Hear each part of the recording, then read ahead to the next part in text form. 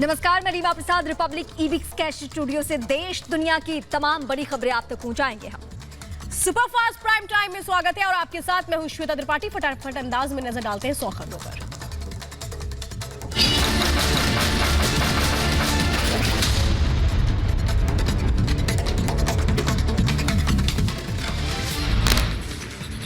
देश भर में 13 जनवरी से हो सकती है टीकाकरण की शुरुआत। स्वास्थ्य मंत्रालय ने दी जानकारी। 2 वैक्सीन के आपात इस्तेमाल को मिली है मंजूरी।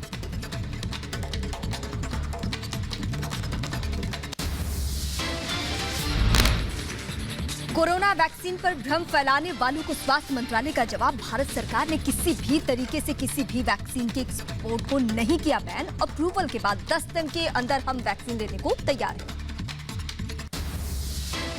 लखनऊ समेत यूपी के सभी जिलों में टीकाकरण को लेकर ड्राई रन। जिलाधिकारियों को दिए गए दिशा निर्देश। सभी केंद्रों पर भेजी गई लॉजिस्टिक्स टीम।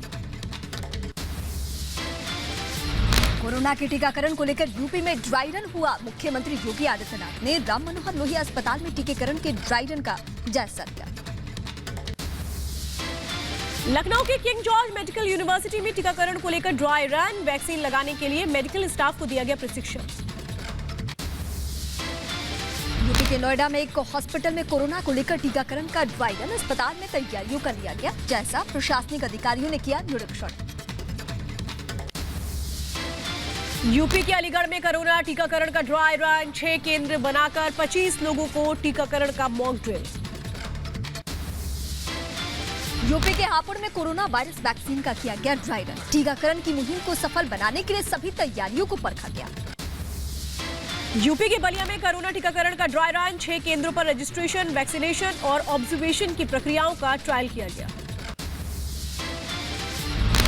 यूपी में अंबेडकर नगर में भी किया गया कोरोना वैक्सीन का ड्राई रन। वैक्सीनेशन की पूरी प्रक्रिया की गई रिहर्सल। देश भर में कोरोना के नए स्ट्रेन से बड़ी टेंशन। अब तक 71 लोग कोरोना के नए वेरिएंट से संक्रमित। सभी को आइसोलेशन में रखा गया। देश में कोरोना केस में लगातार गिरावट। पिछले 24 घंटे में कोरोना के 16,375 केस आए सामने। 201 लोगों ने दम तोड़ा। भारत में कोरोना के एक्टिव मामलों में लगातार आ रही है कमी। रिकवरी रेट 96% से ज्यादा। स्वास्थ्य मंत्रालय ने जारी किया आंकड़े। दिल्ली के उप मुख्यमंत्री मनीष सिसोदिया के जन्मदिन पर कोरोना नियमों की उड़ाई गई धज्जियां। कार्यालय पर आप कार्यकर्ता बिना मास्क के आए नजर और सोशल डिस्टेंसिंग का भी नहीं रखा गया ख्याल। देश के 6 राज्यों में बर्ड फ्लू को लेकर अलर्ट जारी। लगातार पक्षियों की मौत के चलते बढ़ी दहशत। अब तक हजारों पक्षियों की हो चुकी है मौत। कोरोना के बीच बर्ड फ्लू से दहशत। राजस्थान के 7 जिलों में 500 से ज्यादा पक्षियों की मौत। बर्ड फ्लू को लेकर अलर्ट जारी। एमपी में पक्षियों की मौत से हड़कंप। 8 जिलों में करीब 400 कौओं की मौत। प्रशासन ने जारी किया अलर्ट। उज्जैन में भी कौओं की मौत का मामला आया सामने। वन विभाग के अधिकारियों ने मृत पक्षियों के सैंपल जांच के लिए भेजे। बर्ड फ्लू से मौत की जताई आशंका। गुजरात के जूनागढ़ में 53 पक्षियों की मौत। पक्षियों की मौत की वजह तलाशने में जुटा वन विभाग। एहतियातन प्रशासन ने जारी किया अलर्ट। हिमाचल के कांगड़ा के पोंग डैम पर 1800 प्रवासी पक्षियों की मौत। वन विभाग ने बर्ड फ्लू से मौत की जताई आशंका। आसपास के इलाकों में मछली, चिकन और अंडों की बिक्री पर बैन लग चुका है। बर्ड फ्लू को लेकर चंडीगढ़ में अलर्ट। पक्षियों पर रहेगी नजर। 2014 में महामारी ने शहर में दी थी दस्तक। कई जगहों पर हाई अलर्ट।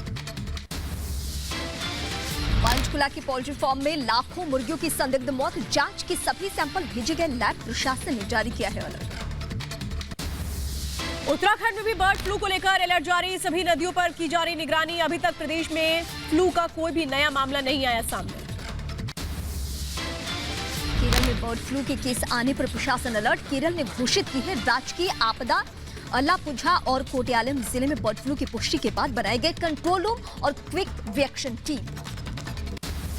देश में बढ़ रहे बर्ड फ्लू के खतरे के बीच एमपी में झाबुआ में आइसोलेशन में रखे जा रहे हैं कड़कनाथ मुर्गे। कड़कनाथ मुर्गों की इम्यूनिटी बढ़ाने के लिए किए गए इम्यूनिटी बूस्टर्स के डोज। दिल्ली के चांदनी चौक से हनुमान मंदिर हटाए जाने का विरोध। बीएचपी का दिल्ली सरकार के खिलाफ हल्ला बोल। भारी संख्या में पुलिस बल की तैनाती।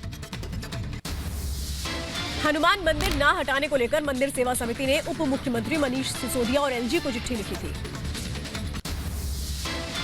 मंदिर हटाए जाने को लेकर आज उपराज्यपाल से मिलेगा वीएचपी का प्रतिनिधिमंडल। मंदिर को फिर से वहीं स्थापित करने की मांगी। मुलाकात का कार्यक्रम आज ही दोपहर में। मंदिर मामले पर बीजेपी और आम आदमी पार्टी आमने सामने। दिल्ली सरकार के खिलाफ बीजेपी ने किया प्रदर्शन। मंदिर हटाए जाने पर किया बवाल। स्थानीय लोगों ने भी जताई नाराजगी।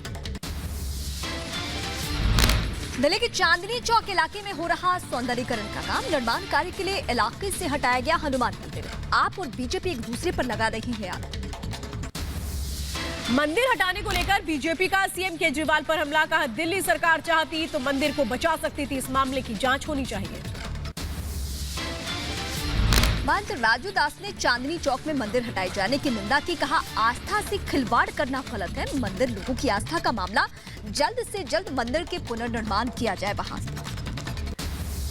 आंध्र प्रदेश के प्रकाशम जिले में मंदिर पर हमले को लेकर बीजेपी ने किया विरोध। राज्य सरकार के खिलाफ जमकर की नारेबाजी। 41वें दिन भी जारी किसान आंदोलन। सरकार और किसानों के बीच 8वें दौर की बातचीत में अभी नहीं बन पाई है कोई सहमति। 7 जनवरी को दिल्ली की 4 सीमाओं पर ट्रैक्टर मार्च निकालेंगे किसान। सिंघू से टीकरी, टीकरी से शाहजहांपुर, गाजीपुर से पलवल के बीच निकाला जाएगा मार्च। कड़ाके की ठंड के बीच गाजीपुर बॉर्डर पर किसानों का आंदोलन जारी। कृषि कानून के खिलाफ लगातार डटे हैं किसान। सुखबीर सिंह बादल का कांग्रेस पर बड़ा हमला। कृषि कानून पर 2 तरीके की बात कर रही है कांग्रेस। अमरिंदर सरकार ने पंजाब में कृषि कानून को लागू किया।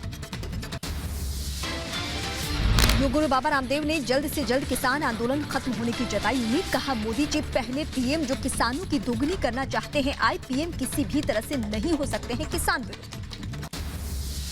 दक्षिण भारत को प्रधानमंत्री मोदी की सौगात। कोच्चि मैंगलुरु प्राकृतिक गैस पाइपलाइन का किया गया उद्घाटन। कर्नाटक, केरल के राज्यपाल और मुख्यमंत्री रहे मौजूद। ब्रिटिश पीएम बोरिस जॉनसन का भारत दौरा रद्द। गणतंत्र दिवस के मुख्य अतिथि थे बोरिस जॉनसन। पीएम मोदी ने फोन पर बात करके दी जानकारी। 3 दिवसीय श्रीलंका दौरे पर विदेश मंत्री एस जयशंकर पहुंचे कोलंबो। द्विपक्षीय रिश्ते मजबूत करना लक्ष्य। मछुआरों की रिहाई पर भी हो सकती है बातचीत। किसान आंदोलन के बीच कल मोदी कैबिनेट की बैठक होगी। वीडियो कॉन्फ्रेंसिंग के जरिए जुड़ेंगे सभी मंत्री। कई अहम मुद्दों पर होगी चर्चा।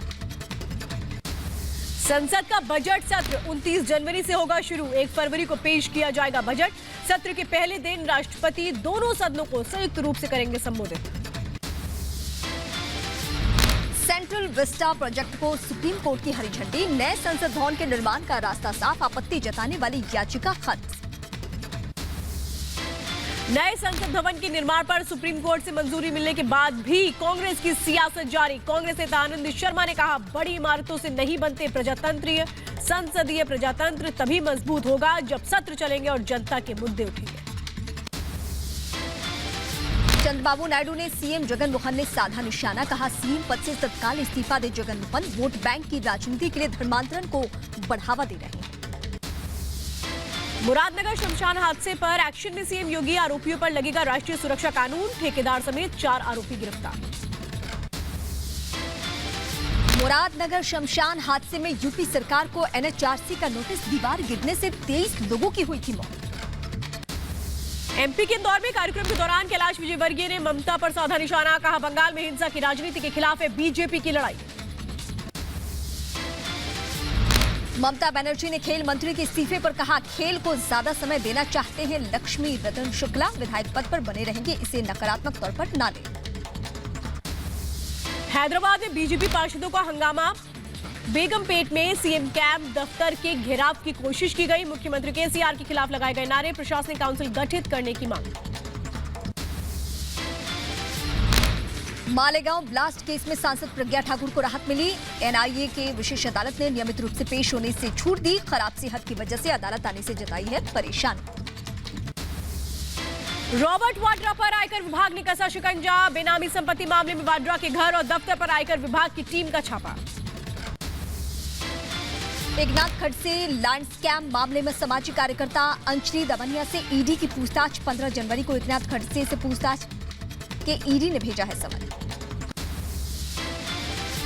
यूपी के मथुरा में पीएफआई सदस्यों की न्यायिक हिरासत 90 दिनों के लिए बढ़ाई गई। हाथरस केस में मथुरा से गिरफ्तार हुए थे पीएफआई सदस्य।